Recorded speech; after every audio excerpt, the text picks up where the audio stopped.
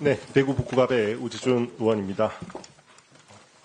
저는 먼저 오요한나 씨와 관련해서 유명을 달리한 오요한나 씨의 명복을 빕니다. 그리고 너무나도 마음 아프실 유족들에게 위로의 말씀을 전합니다. 이 사건 관련해서 MBC에서는 단 한 건의 부고도 내지 않은 걸로 알고 있습니다. 이 사건은 단지 한 명의 정말 피해자의 문제가 아니라 이 사건을 통해서 MBC가 소속 근로자를 어떻게 대하고 있는지 이 사내 문화에 대해서 우리가 생각도 좀 해보고 점검도 해야 되는 사건이라고 생각을 합니다. 저 평소에 사실대로 말씀을 드리면 MBC가 아주 공정하게 방송을 하고 있다고 개인적으로 생각하지는 않습니다. 근데 이와 별개의 문제입니다. 그리고 MBC가 그래도 또 좋아하시는 분들도 많으세요. MBC 인기도 많은 방송이라는 것도 잘 알고, 그래서 제 개인적인 이런 이런 부분만 가지고 평가를 하기는 좀 어려운데요. 그럼에도 불구하고 적어도 이번에 일어난 이 사건을 바탕으로 MBC 사내 근로자에 대한 문화에 대해서는 정말 우리가 이거는 그 MBC의 공정성 이런 것과는 별개의 문제로 꼭 해결해야 되는 문제라고 생각을 합니다. 그래서 이 문제만큼은 여야가 좀 힘을 합쳐서 함께 정말 뿌리 뽑을 수 있는 방법에 대해서 같이 이야기를 좀 했으면 좋겠습니다.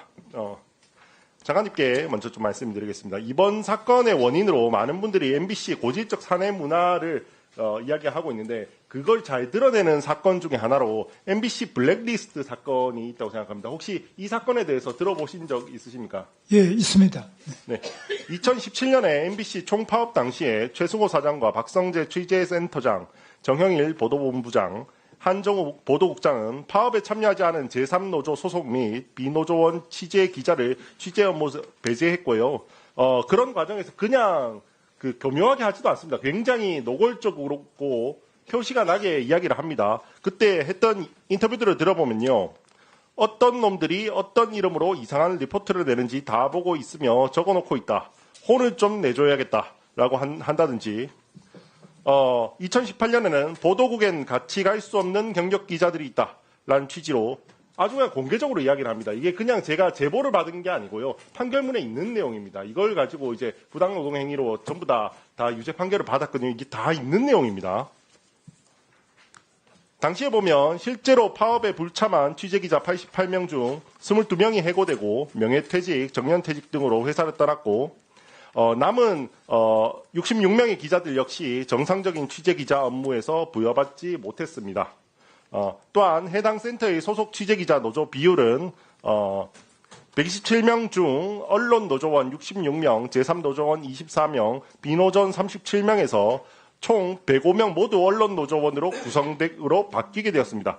판결문에 따르면 제3노조는 굳이 다른 걸 한 것도 아닙니다. 딱 하나입니다. 판결문에 따르면 그냥 정치 파업에는 우리가 참여하지 않겠다 이렇게만 했습니다. 그냥 우리가 근로조건에 대한 파업에는 우리가 참여할 수도 있는데, 그때 당시에 파업 내용이 사장이 잘못됐다 이런 거였거든요. 그러니까 그런 정치 파업에는 참여하지 못하겠다고 했는데, 그 이후에 아주 노골적으로 직무 배제와 괴롭히는 행위들을 했습니다. 구체적인 직무 배제하고 괴롭힌 행위들을 보면요, 부서 배치를 하지 않거나 언론 검색, 날씨 단신 작성 등 형식적 업무를 부여하고 실질적인 취재 업무를 못하게 한다든지, 영상 편집 업무, 뉴스 영상 색인 작업, 인터뷰 스크립트 작성, 중계차 연결 업무 등 기존의 취재 기자가 하는 내용이 아니라 파견직, 계약직, 중계 PD가 하던 이런 업무들을 그냥 강제 배정을 시켜버리는 그런 행태를 합니다.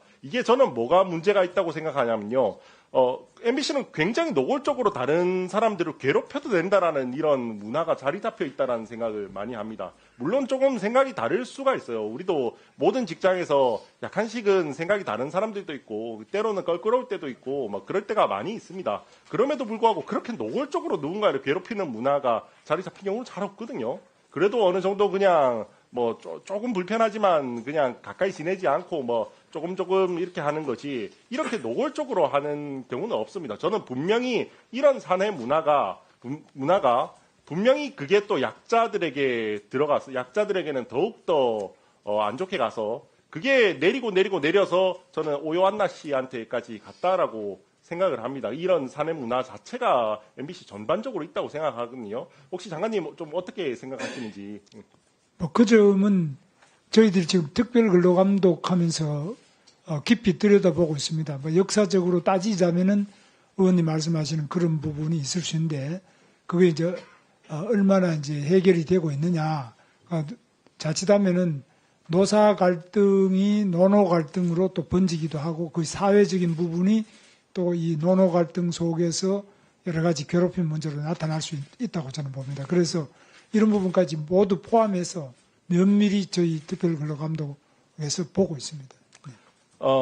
왜냐하면 MBC에서 처음에 말씀드렸듯이 오연나 씨가 사망했는데도 부고 한 줄 내지 않았고요.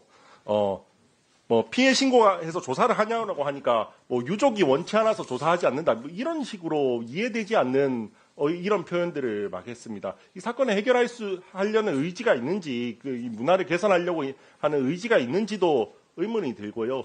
저희가 자꾸 청문회를 이야기하는 이유는 하나입니다. 저는 이 사건이 자칫 고용노동부의 근로감독이 그냥 몇 명 그냥 기상캐스터들, 선배 기상캐스터들의 일탈로 그냥 치부되고 그 사람들에게만 징계하고 그렇게 끝나는 게 아니었으면 좋겠습니다. MBC 전반적인 저는 근로 문화에 대해서 더 나아가면 저는 방송계 전체의 근로 문화를 좀 개선시키는 것으로 나아가야지만 된다고 생각하거든요. 그게 저희가 오연나 씨에게 그나마 할 수 있는 보답이라고 저는 생각을 합니다. 그래서 그렇게 하려면 많은 국민들이 알아야 합니다. 많은 국민들이 알아야 하고 많은 제보도 받아야 하고요. 그래서 그게 문화를 개선하는 쪽으로 나아가야 한다고 생각을 하거든요. 그래서 여기 계신 우리 위원님들께서도 이 사건에 대해서만큼은 적어도 너무 어떠한 고려를 하지 않고 힘을 모아주실 것을 좀 요청을 드리고요. 그리고 마찬가지로 고용노동부에서도 마찬가지로 힘을 좀 모아서 단순히 그냥 작은 오연나 씨만의 문제로 볼 게 아니라 정말 근로 문화 자체를 좀 바꾸는 그런 계기로 좀 해주셨으면 좋겠습니다. 이상입니다. 네, 우재준 의원님 수고하셨습니다. 다음은 이영우 의원님 질의해 주십시오.